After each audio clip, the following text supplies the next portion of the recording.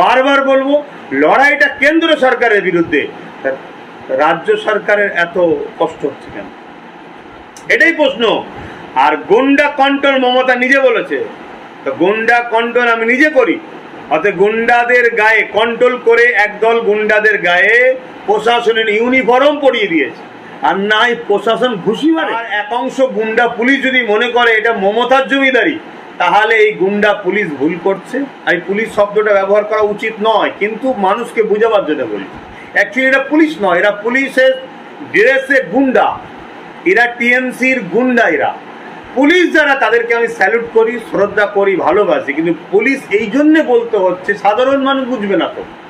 সাধারণ মানুষকে এরা তো পুলিশের ইউনিফর্ম দেখাচ্ছে, এরকম বাজারে কত কিনতে পাওয়া যায়, সেলাই করে নিয়ে তৈরি করে মমতা তার দলের গুন্ডার গায়ে পরিয়ে দিয়েছে, দিয়ে বলেছে আমার হয়ে কাজ করবি, সংবিধান টংবিধান দেখবি না, আমার পা চাটবি, আমার গোলামি করবি। তাতে